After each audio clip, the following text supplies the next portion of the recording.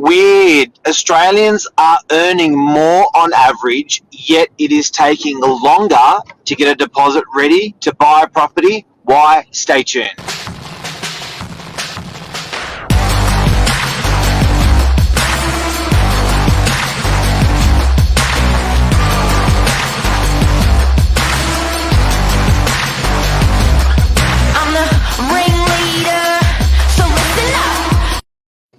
Good morning, everyone. Welcome to Morning Minutes. Myself, Michael Bergio, Mark Novak, episode 553. Yes. How long does it take to save for a deposit for a property? Mark and I, we love numbers, we love data, we love looking at trends, especially when it comes to property. And there are just so many amazing numbers to just see where things are going, and the health of the economy. Because just like when people, we did a show the other day, Mark, when we were like, is this the top of the market? Can it keep going? And we really underlined rather than looking at, say, auction rates and prices, we were like, what are the 5 factors that are the foundation of a good property market? And it was like population growth, tax incentives, immigration, all of that stuff as well. But I also think another good aspect to look at of the health of the market is the structure of the loans. Are people getting, is the bank really owning 99% of the property? How long is it taking people to save for a property? What are incomes doing?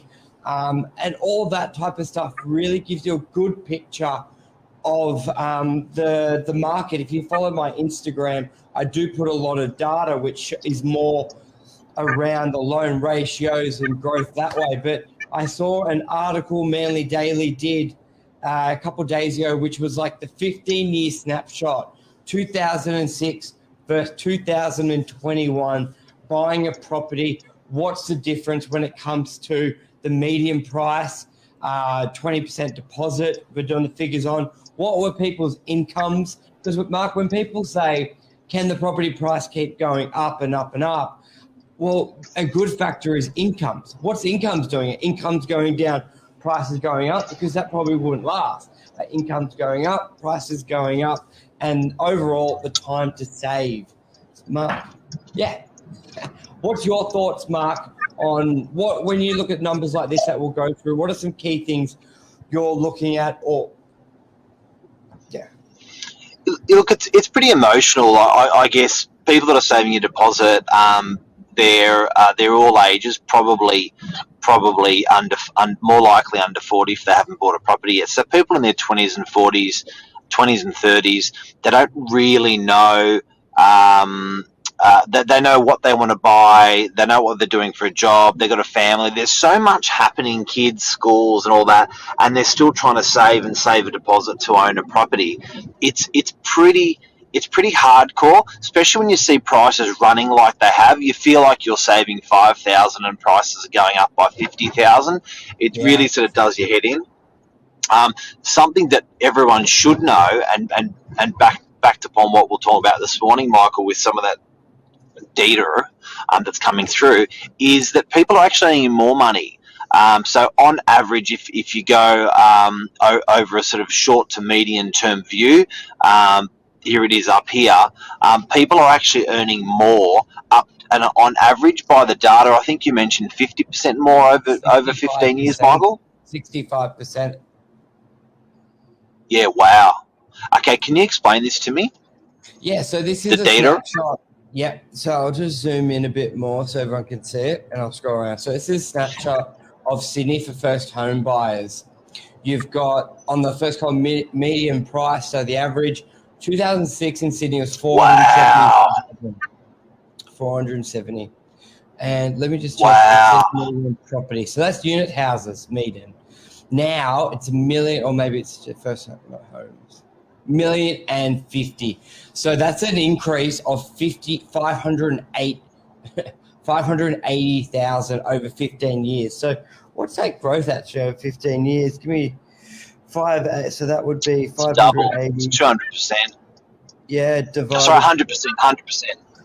470. Yeah, it'd be what, 100. Yeah, 123%. divided by 15. That's 8% a year.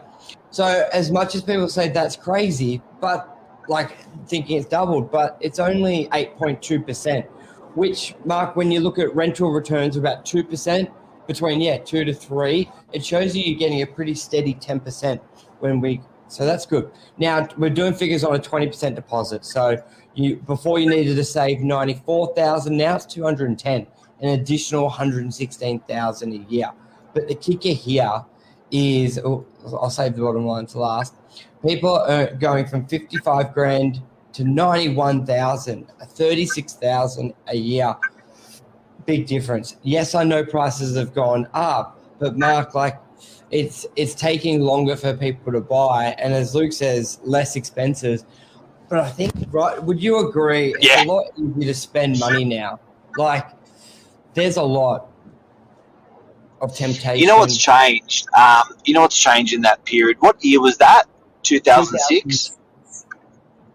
Yeah, I'd say what's changed since 2006 for first home buyers and for people in general is it's an annuity model where you used to go and buy a mobile phone outright. Now you'll go onto a contract where you'll go and buy a television and have free-to-air television, pay for the television up front, pay nothing ever again. Now you got Netflix. So I think there's a lot more annuity, monthly, little bills that are coming in for people that they never had before. You used to buy shit and it used to stick with it. People used to buy a car outright and drive it with no debt per month on it. Now people have that monthly debt coming in on most cars. So the annuity model has crept up on people, which makes it so much harder to save when you've got those little bites coming out every month. That's changed. 100%. And I just want to bring up another image I think would be interesting to have a look at. Where was it? Because it was a timeline. Oh, hang on. I'll stick to this. Okay, so then let's scroll. Let me get to the actual. Burge, what was that? Those medians were New South Wales based, were they? Australia based? Yeah, this is New South Wales. So if we go down, so the average saver, which is this is probably very disappointing. This figure. This is probably the biggest alarm bell that goes off in my head. The average bonus saver rate. Now, actually, I don't know if that's what the bank gives you for the interest saver rate, or is that the percentage people are saving? Let me just, because if time to save that deposit. So I guess but also, guys, where there's a will, there's a way. We're referencing, and this story is referencing a 20% deposit. For first home buyers, you can have the ability to use only a 5% deposit, and banks will write a loan for 95%. Also, for first home buyers, you can pay no stamp duty, which wasn't around in 2006. And also for first home buyers, you can use your voluntary contribution in your super element, so you can actually save money earlier with less tax by putting into your super, then use your super to actually purchase a property. So there's not only, in addition to, is your wage a lot better than what it was in 2006, but there's some really nice little schemes there that the government's offering and incentives that you can ride. That's a very good point, because you look at the growth. So wages went up 65% and property prices went up 125%. So it would be worth it to do a 90% loan, get into the market, rather than trying to take those 5 extra years, Mark, to buy a property with a 20% deposit. Like, there's a big difference there. Because what would that be? 8%? Yeah, it's huge. And so the key of this data is not to look back and go, it sucks now. I wish I was born earlier. All hope is gone. It's to basically take a breath and go, okay, these are the facts. It's 15 years if I do it that way. I'm 25, so I'm going to be 40, which most people are working, till 65 now, even longer. So it's not like life's over if you started at 25 and you did the 20% deposit, or you go, I'm going to do a 10% deposit worst case scenario, I'm going to buy when I'm 35, and you're going to still have that growth there. So it's more so people know, because they almost, when they leave school or from 15 years old, 16 years old, they should be thinking then, put a little bit away to buy a property. Because if you're thinking at 15 and you want a 20% deposit, it's going to be till you're 30. A lot of people just sort of think, oh, that's an older me problem. I'll look at it when I'm 22, 23, and you go, oh shit, 15 years. Now I'm going to wait 36. So it's good to know this data so you can plan, and parents out there can share this with their kids, and they can say, hey, it's going to take you 15 years to save a property. Like you would ask them, do you want to buy a property? Yes. When would you want? What age do you see yourself? And then they say, well, after school is after this. So maybe around 28, I'd love to buy a property. You go, okay, well, you needed to start saving 2 years ago. Oh, shit, wasn't even thinking of it. Well, this is the plan. Let's work it all out. So it's so tempting, though. It's so tempting. Like, it's a bit like weight loss, you know. There's your chocolate, there's your chips, there's your whatever it is, and you're like, you know, you want to go down, and saving for a deposit or for your home is a bit like that as well. There's so much good stuff in life. It's really hard to stay disciplined and get that deposit together to buy. Good morning to Arbine. How are you, buddy? Luke, good morning. Melbourne, you got data on Melbourne? No, but I do have broad data. If you follow me on Instagram, there are some, not the exact same information, but there is some similar information across my feed. And that's on Instagram, Michael Bergio. Also, I would recommend following Danny Doff, D-O-F-F, LinkedIn. He has some tremendous data on LinkedIn that will sort of help you there. Luke, small, correct. Sydney's always going to be expensive. Yeah, you know what, Michael? We've always said to viewers as well, don't worry about the dream property as well. Just get in there, so you can always sell that and upgrade later. So, for example, a lot of people, they're a family of 4 and they dream of a 3-bedroom house. Just buy a 1-bedroom unit and rent it out, and then, you know, transfer that to a house after 5 years or 7 years or something. So it sounds a bit counterintuitive, because you're trying to get into a place that you can live, but you don't have to live there. You can buy as an investment, let it run, and then convert and trade up later. Exactly what Pedrag did. We had him on the show yesterday, buying the units. Yep. Okay. Also, there was a good article, Jonathan Thurston. There was an article that he budgeted himself of living off $400 a week, $300 a week, even when he was earning $1 million contract with that NRL.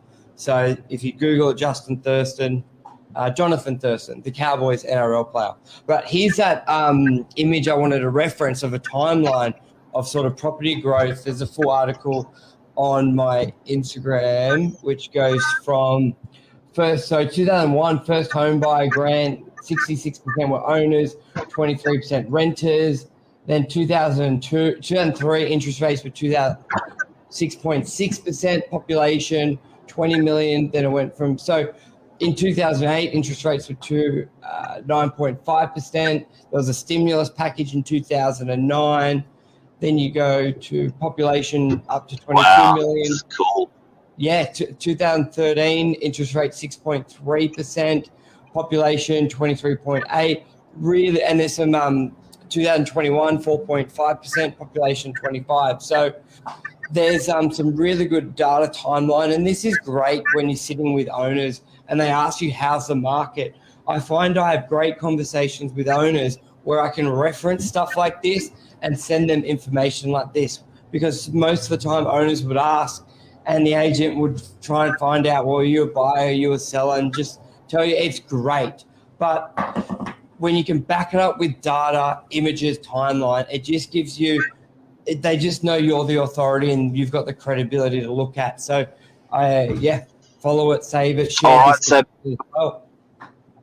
before we go, what are our takeaways from earning more and you still haven't bought a property?